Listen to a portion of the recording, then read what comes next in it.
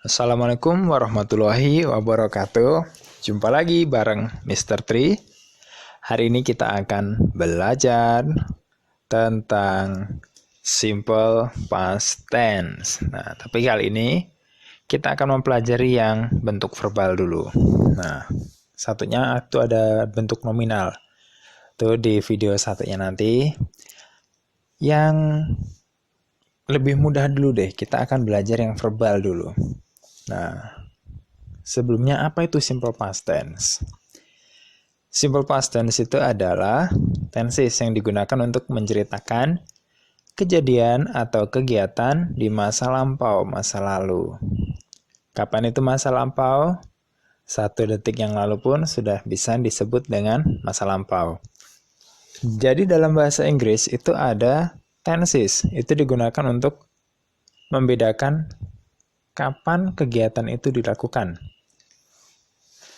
Kalau dalam bahasa Indonesia kita cukup menambahkan dengan kata tadi, nanti, dulu. Tapi dalam kalimat tidak ada perubahan. Itu dalam bahasa Indonesia. Saya makan nasi goreng. Kapan? Kita tambahkan keterangan waktu untuk menjelaskannya. Tapi dalam bahasa Inggris, dengan merubah kata kerja, merubah bentuk kata kerja, itu akan terlihat kapan kegiatan itu dilakukan. Nah, contohnya nih, Kevin tadi makan soto. Dalam bahasa Inggris, tadinya itu tidak perlu diterjemahkan. Tidak ada bahasa Inggris yang tadi. Jadi, dalam bahasa Inggris, bentuk kata kerjanya dirubah. Makan. Kalau bentuk pertamanya itu present itu eat. Nah, nanti kita ada tabelnya. Yang digunakan itu adalah ate.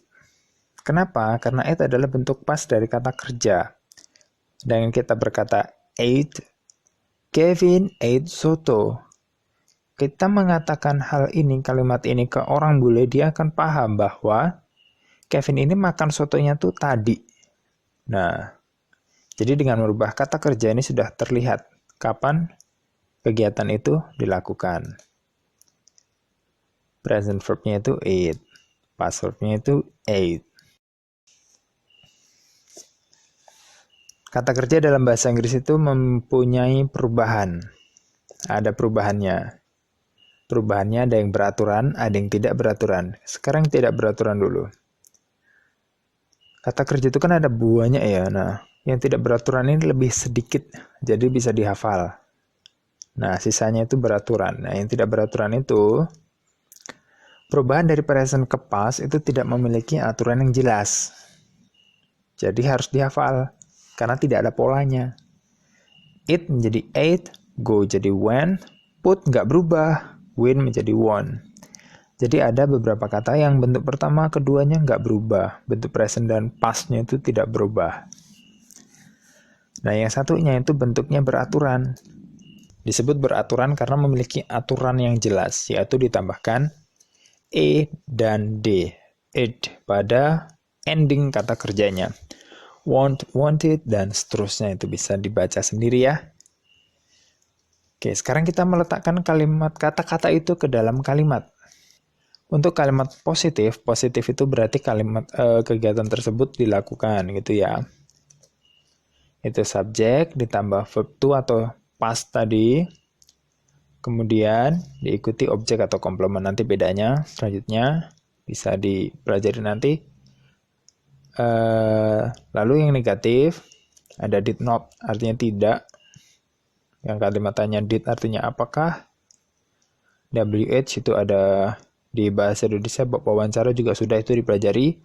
Ada apa, kapan, di mana, siapa, dan seterusnya.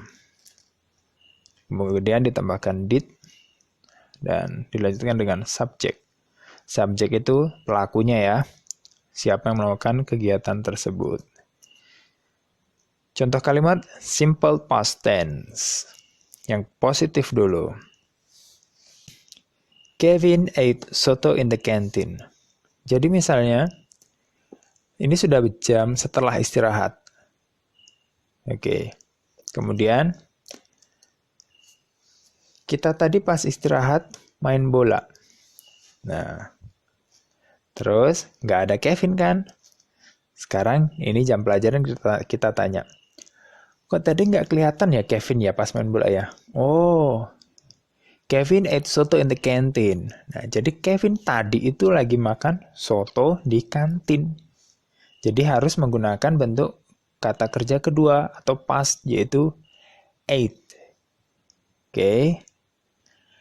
Ate soto in the canteen. Kemudian, contoh satunya, Cinderella danced with the prince all night. Jadi Cinderella menari dengan pangeran sepanjang malam. Ini cerita Cinderella ya. Ada objek dan komplement. Nah, ini bedanya. Objek itu adalah kata benda setelah kata kerja. Komplement itu melengkapi. Jadi bukan sebuah benda. Bersama siapa, di mana, bagaimana, itu adalah pelengkap. Sedangkan objek itu benda. Misalnya makan apa, bermain apa, nonton apa, membawa apa, dan itu kan objek. Selanjutnya bentuk negatif. Sekarang kalimat positif tadi kita rubah ke bentuk negatif dan kalimat tanya. Kalau tadi Cinderella danced with the prince all night, kita rubah ke dalam bentuk negatif. Cinderella berdansa dengan pangeran. Berarti Cinderella did not sing with the prince. Cinderella berdansa dengan pangeran. Dia tidak bernyanyi dengan pangeran. She did not sing with the prince. Kemudian bentuk kalimat tanya kita menanyakan. Did she dance with her sister? Kan dia punya saudara tiri tuh. Apakah dia, Cinderella itu, berdansa atau menari dengan saudara perempuannya? No, she did not. Tidak. Oh ya, she ini untuk menggantikan perempuan ya, Cinderella. Cinderella itu cewek, perempuan. Kalau cowok berarti he. Tulisannya H sama E. He. Oke, kemudian. Pertanyaan menggunakan kata tanya kapan. When. When did she dance with the prince? Kapan dia menari dengan pangeran? At night. Di malam hari. Dalam kalimat negatif, perhatikan bentuk kata kerjanya juga. Kata kerjanya berubah ke bentuk satu atau verb one atau present. Positifnya tadinya dance, ada D-nya, maka berubah lagi menjadi dance bentuk pertama atau verb one di kalimat negatif dan kalimat tanya. Kalau kurang paham, boleh tulis di komen. Nanti akan dijelaskan lebih lanjut di bagian yang kurang dipahami. Oke, that's all untuk saat ini. Kita lanjut pembelajaran di video-video selanjutnya. Oke, semoga video ini bermanfaat and thank you for watching. Wassalamualaikum warahmatullahi wabarakatuh.